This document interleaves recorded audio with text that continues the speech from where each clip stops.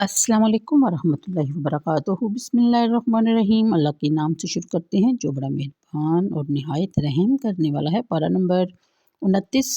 اور سورہ قلم کی آیت نمبر 1، جس میں بیان فرمایا گیا ہے، قسم ہے قلم کی اور جو کچھ وہ لکھتے ہیں، آپ اپنے رب کے فضل سے مجنون نہیں،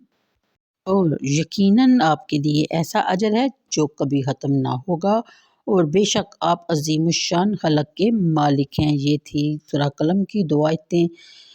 3 کا میں نے ترجمہ کیا، تفسیر ان کی کافی تفصیل سے بیان کی گئی ہے یہاں، اس لیے پہلے ان کی تفسیر کر لیتے ہیں۔ نون حروف مقطعات میں سے ہے، ان کے بارے میں تحقیق پہلے گزر چکی کئی بار کہ یہ اللہ اور اس کے رسول مکرم صلی اللہ علیہ وسلم کے درمیان راز ہیں، اور اولیاء کاملین کو ان کا علم بارگاہ رسالت سے ارسانی ہوتا ہے۔ یہاں ایک اور توجہ بھی قابل غور ہے جو سید شریف جرجانی رحمۃ اللہ علیہ نے ذکر کی ہے۔ وہ اپنی کتاب الطریفات میں لکھتے ہیں، یعنی نون سے مراد دوات ہے جو علم اور جمالی سے عبارت ہے، کیونکہ حروف جو علم کی صورتیں ہیں بالا جمال اس میں موجود ہیں، اور نون والقلم میں نون سے مراد علم اجمالی ہے جو مرتبہ احادیث میں ہوتا ہے، اور القلم میں تفصیل کا مرتبہ ہے۔ واو قسم کے لیے ہے، القلم سے بعض حضرات نے وہ قلم مراد لی ہے جس نے امر الہی سے تقادیر عالم کو لوح محفوظ میں تحریر کیا، جس کی ماہیت سے اللہ تعالیٰ ہی آگاہ ہے۔ اکثر علماء کی رائے یہ ہے کہ القلم سے مراد جنس قلم ہے، اور اس کی قسم کھائی جا رہی ہے۔ علم و فنون، نظریات اور افکار کی تعلیم اور اشاعت میں بھی شق زبان کی قوت بیانیہ کا بڑا حصہ ہے، لیکن اس کی افادیت زمان و مکان کی حد بندیوں میں محصور ہے۔ قلم ایک ایسا آلہ ہے جو زمان و مکان کی مسافتوں کو تسلیم نہیں کرتا، وہ گزشتہ صدیوں کے علم و فنون سے حال اور مستقبل کو روشن کرتا ہے۔ دور دراز علاقوں میں پیدا ہونے والے علو الازم حکماء اور فضلاء کے افکار اور نظریات کو دنیا کے گوشہ گوشہ تک پہنچاتا ہے۔ قرآن حکیم جو علم و حکمت کی برتری کا علمدار ہے،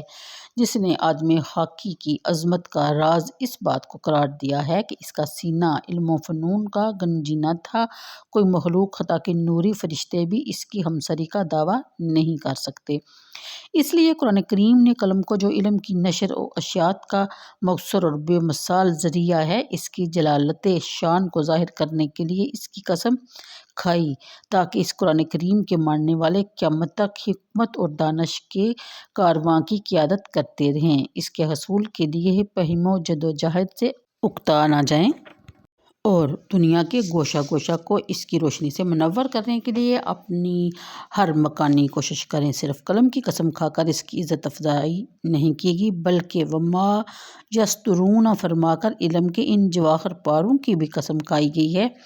جو نوک قلم سے صفحہ کرتاس کے زینت بنتے ہیں، اس طرح ان کی شان کو بھی دوبالا کر دیا گیا۔ اگلی آیت یہ جواب قسم ہے، یعنی کہ نمبر 2، کفار و مشرکین کے حضور سرور عالم صلی اللہ علیہ وسلم پر جنون کا بہتان لگاتے تھے۔ ان کے اس جھوٹے الزام کی تردید خود خالق دو جہاں نے قسم اٹھائی ہے اور فرمایا کہ قسم ہے قلم اور ما یسطرون کی، اس میں اس امر کی طرف بھی اشارہ ہے جس ذات پاک کے بارے میں یہ ایسی لغو باتیں کرتے ہیں، وہ تو ایسی ستودہ صفات ہستی ہے کہ قلم کو اس کی تعریف و ثنا سے فرصت ہی نہیں ملتی۔ وہیں تحریری علمی دنیا کے لیے باعث و اعزاز افتخار ہوں گے جن میں اس محبوب دلربا کا ذکر پاک ہوگا۔ اس پر تو اس کے رب نے فضل و کرم فرمایا ہے، اس کے روئے زیبا کو دیکھ کر آنکھیں روشن ہوتی ہیں، اس کی حکمت بھری باتیں سن کر دلوں کے ویرانوں میں بہار آ جاتی ہے۔ بدبخت اس کی صحبت میں پل بھر بیٹھ جائیں تو انہیں ابدی سعادت کا تاج پہنا دیا جاتا ہے۔ اس کے نام مبارک پر جو لوگ اپنا سر کٹا دیتے ہیں، انہیں حیات سرمدی سے سرفراز کر کے شہادت کے منصب اعلیٰ پر فائز کیا جاتا ہے۔ ہر سچائی، ہر صداقت کے لیے اس کا قول و فعل شاہد و عادل تسلیم کیا جاتا ہے۔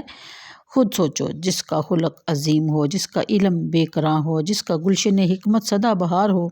جس کی برکات بے شمار اور خوبیاں ان گنت ہوں، جس کی فصاحت و بلاغت کا دنیا بھر میں کہیں جواب نہ ملتا ہو، کیا اس کو مجنون کہنا روا ہے؟ جو اس مرکز زیبائی اور دلربائی کو مجنون کہتا ہے، اس سے بڑا دیوانہ، اس سے بڑا پاگل کوئی اور ہو ہی نہیں سکتا۔ حضرت علامہ عارف ربانی اسماعیل حقی رحمۃ اللہ علیہ اس آیت کا ایک دوسرا مفہوم بیان کرتے ہیں۔ ترجمہ کچھ یوں ہے کہ تلاوت نجیمیہ میں ہے کہ مجنون کا معنی مستور ہے۔ آیت کا معنی یہ ہے، اے حبیب، اللہ تعالیٰ کی نعمت سے آپ پر جو ازل میں ہو چکا یا جو ابد تک ہونے والا ہے وہ مستور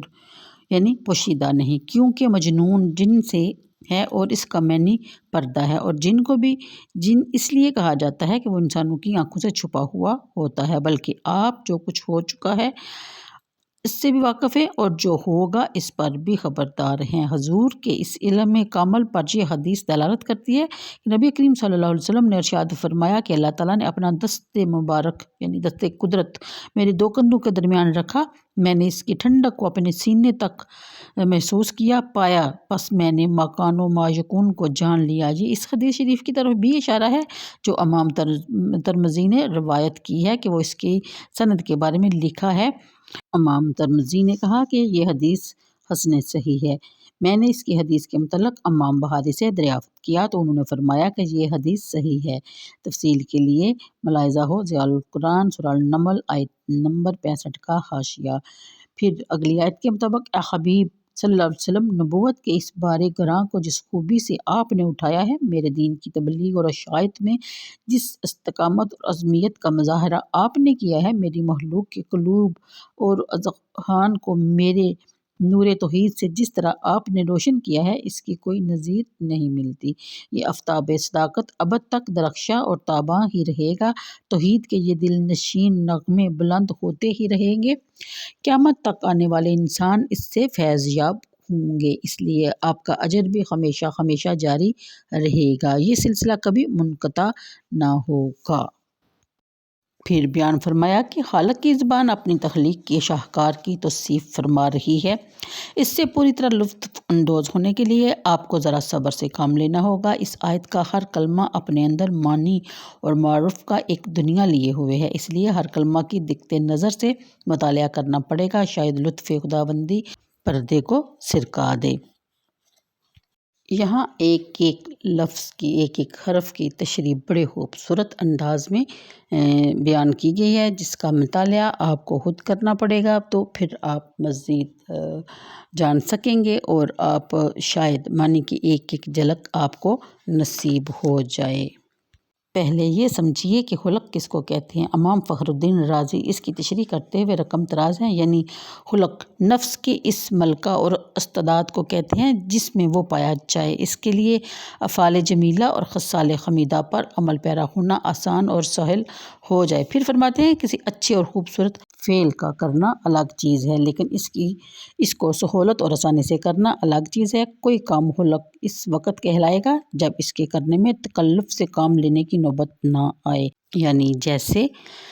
جس طرح آنکھ بے تکلف دیکھتی ہے، کان بے تکلف سنتے ہیں، زبان بے تکلف بولتی ہے، اس طرح سخاوت، شجاعت، حیا، حق گوئی، تقویٰ وغیرہ تجھ سے کسی تردد اور توقف کے بغیر صدور پذیر ہونے لگیں تو اس وقت ان امور کو تیرا اخلاق شمار کیا جائے گا۔ تو آج کے لیے اتنا ہی، مجھے دیجیے اجازت، دعاؤں میں یاد رکھیے گا، انشاءاللہ کل اگلی آیت کے ساتھ پھر آپ کی خدمت میں حاضر ہوں گی۔ اللہ حافظ۔